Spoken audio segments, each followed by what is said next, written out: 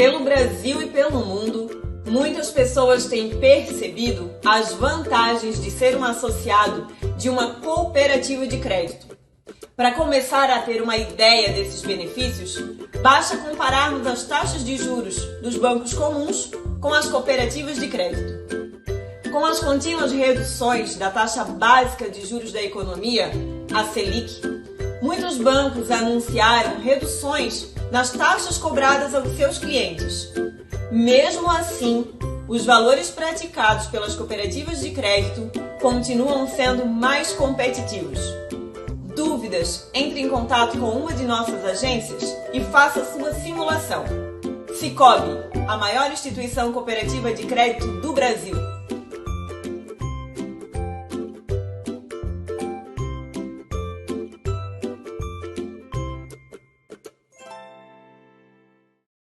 Uma ótima tarde para você e vamos seguindo aí com o nosso programa desse dia, lembrando que você pode nos acompanhar no Facebook, no YouTube, nos nossos grupos de WhatsApp, também no nosso aplicativo disponível para iOS e Android e também no Instagram. As principais plataformas você acompanha o Nova Trento News. Eu quero te chamar a atenção para o nosso programa de hoje. Estou aqui com um escritor, o senhor Saulo Adami. Ele tem mais de 120 livros publicados, livros que retratam a história, a biografia, e nós vamos falar um pouquinho sobre isso. Até porque nós estamos aqui hoje no Portal de Vígulo, que nem sempre foi o Portal de Vígulo.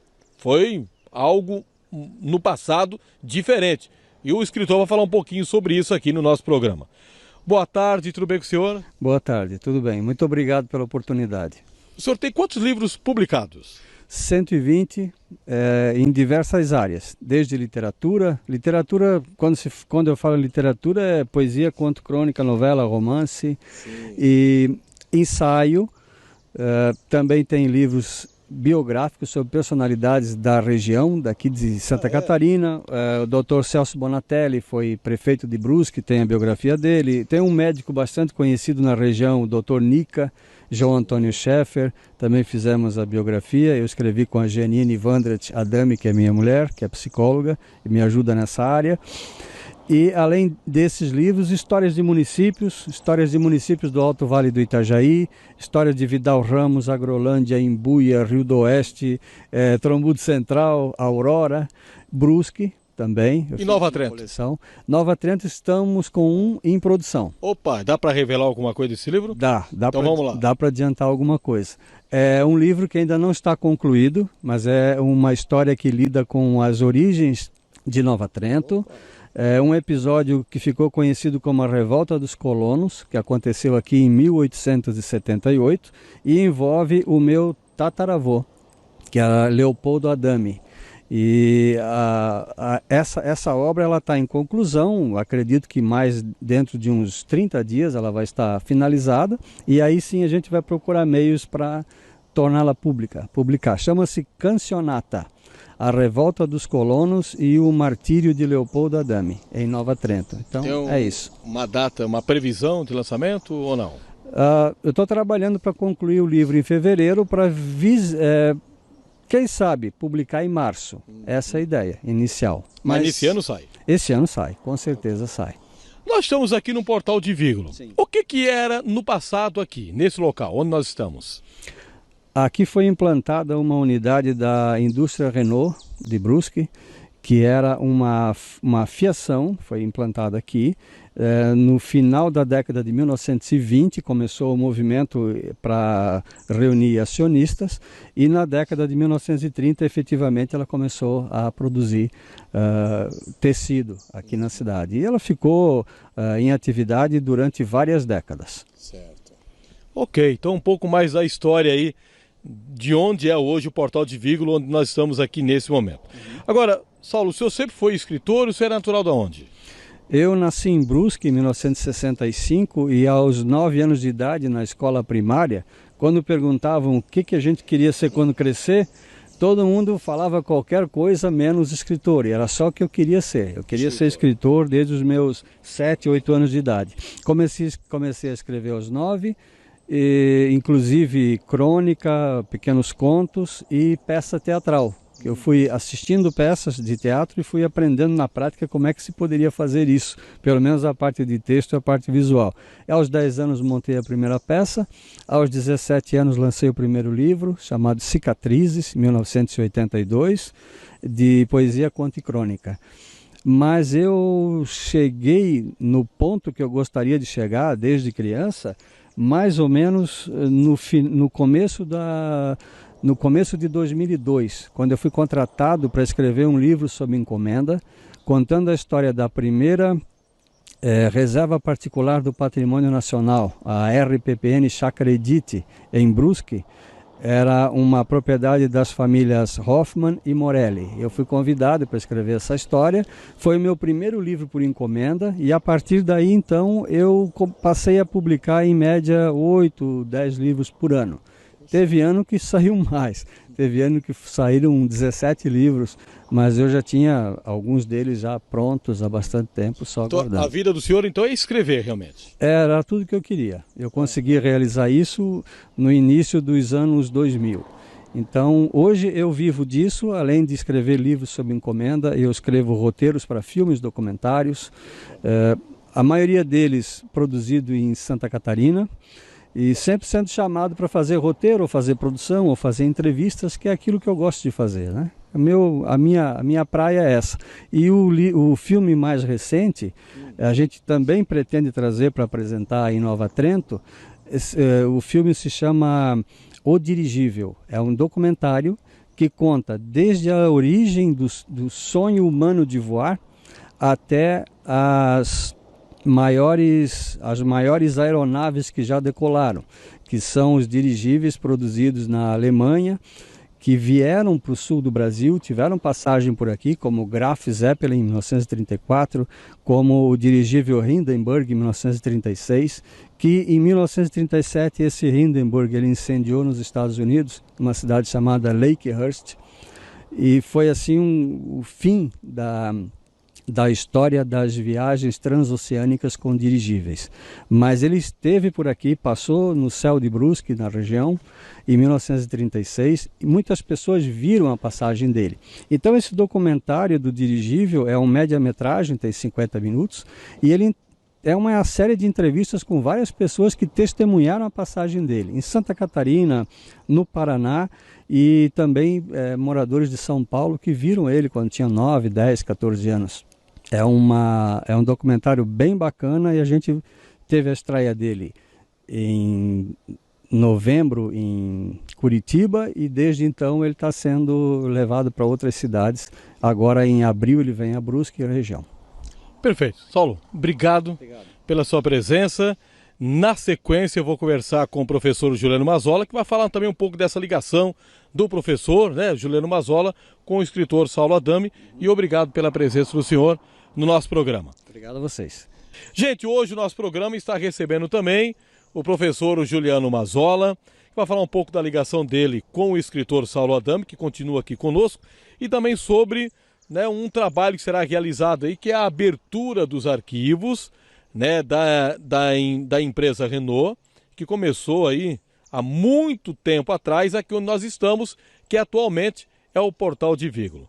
Professor, boa tarde. Vamos falar um pouquinho do que realmente será feito nessa abertura desses arquivos. Como é que vai ser feito isso? Boa tarde, amigo Hércules. Boa tarde a todos os seus espectadores, e de modo especial a todos os neotrentinos, para os quais eu sempre me dirijo com assuntos da nossa história. Bem, primeiro vamos contar como chegamos até aqui. Isso. Já é um sonho meu, um interesse meu de alguns anos, eu que sou um garimpeiro da história de Nova Trento, chegar até os documentos oficiais de abertura desta fábrica, desta tecelagem neotrentina que funcionou aqui a partir de 1927. Era um sonho e eu perseguia este objetivo, mas era difícil chegar a estes arquivos, pois a unidade central da Renault de Brusque, ela fora fechada, os arquivos todos fechados a 7 chaves, e todos tinham apenas a memória oral deste grande período que interessou a economia da nossa cidade de Nova Trento em toda a década de 30, 40, 50, 60 até finais de 70. Então não é pouca coisa. E procura daqui, procura de lá, garimpa daqui, garimpa de lá. Um dia expus esse assunto ao meu amigo Saulo Adame, que está aqui conosco, e falei-lhe da necessidade de chegar até esses arquivos. Ele disse: professor, eu vou verificar, tenho alguns contatos em Brusque que vou verificar. Foi aí que ele, então, através do senhor Rolf Bickmann, conseguiu autorização para que a gente fosse a Brusque e entrasse nos arquivos secretos da Renault. Pois bem, entramos então nesses arquivos, eu e meu amigo Saulo, um monte de caixas espalhadas por tudo quanto é lado, papéis e um arquivo já de muitos anos. E começamos a procurar caixas e caixas. Daqui a pouco ele lá de cima diz: professor, achei alguma coisa. Baixamos a caixa e nesta caixa estava tecelagem neotrentina. E esses documentos, então baixamos esses documentos e abrimos essa caixa, que é a caixa preta, digamos assim, de toda a história oficial desta que se chamou a tecelagem neotrentina. Agora vamos lá, professor. Sim. Pessoas conhecidas da época que fizeram parte da fundação aqui, da Renault, em Nova Trento. Dá para citar algumas pessoas? Que vivem ainda hoje, você está dizendo? Ou que já faleceram. Não, sem dúvida. Eu agora vou mostrar em seguida os documentos aqui, que é o atestado de nascimento desta fábrica em Nova Trento. A certidão de nascimento dela está nas minhas mãos, que é um documento de 15 de novembro de 1927, onde nós temos os acionistas, e aí vou ler o nome de alguns depois, e dentre os quais eu já vi aqui neste documento que encontram-se Domingos Sgrot. Quem seria? O avô de Wilson Marius Groth. O Vita. O Vita. O Vita hoje, num breve encontro onde Saulo Adame lhe presenteou com um livro sobre Brusque, inclusive com a dedicatória, ele falou: meu pai, deve ter trabalhado nesta firma. E realmente observamos que ele consta da lista dos primeiros acionistas da Fábrica de Tecidos Neotrentina Limitada, que foi fundada em 15 de novembro de 1927 oficialmente. Falando do Domingos Sgrot, então o pai do senhor Wilson Marius Groth, ele integralizou aqui um capital de 2.000 réis. E aqui está, Isso. Outro cidadão conhecido, Giacomo Tomasi, outro muito conhecido, Joanim Raimundo Marchi, sobre o qual eu fiz muitas tomadas da história, porque era um personagem da história de Nova Trento muito, muito interessante, muito brincalhão, também foi político. Joanim Raimundo Marchi é o avô do Herberto Marchi, da metalúrgica Mondeli, do Betinho, da banda musical. Da banda musical, Pedro Voltolini, Felipe Rainer, José Cipriani e outros tantos que aqui estão nestes documentos, que depois você vai ter oportunidade de demonstrar ali, são originais, e são a certidão de nascimento desta unidade fabril. Pois bem, então a minha felicidade é grande de poder anunciar hoje a vocês e a todo o povo de Nova Trento e a todas as pessoas que trabalharam nessa fábrica, que não foram poucas. Inclusive, há poucos dias foi entrevistada uma senhora, acho que foi a dona Alzira Dalcenter, Batiste Dalcenter, que também mencionou o trabalho na fábrica. Se não me falha a memória, foi uma entrevista concedida ao Godofredo Luiz Tonini, e este assunto interessa toda a nossa comunidade, ele envolve as famílias. Esta fábrica trabalhou por meio século aqui, é uma coisa muito interessante. E agora, ligado então a toda essa história com o meu amigo Saulo Adame, me vem à memória o início da nossa história. Leopoldo Adame e sua esposa Amália Adame, que aqui chegaram praticamente em 1875, 76, eles foram uns dos doadores ou vendedores do terreno onde os jesuítas ergueram a igreja matriz deles em Nova Trento. Os jesuítas que neste ano estão completando 140 anos, completaram em 2019 140 anos de história aqui, e que nos deixarão agora. Então, em fevereiro.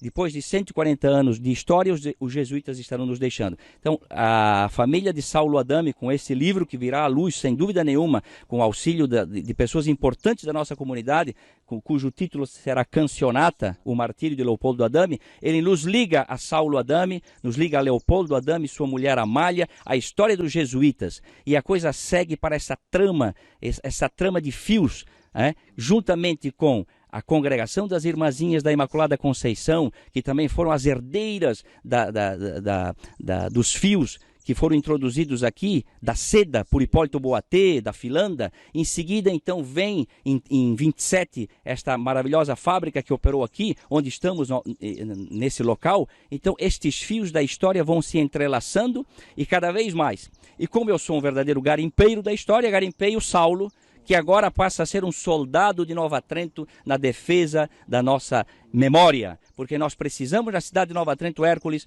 defender a memória, e não só defendê-la, nós temos que criar nesta cidade um centro de memória para as futuras gerações. E isso, sem dúvida nenhuma, estaremos pensando, eu, meu amigo Saulo e outras personalidades aqui de Nova Trento, na criação desse centro de memória, que é importante que ele exista e que ele perenize a memória da nossa história para sempre.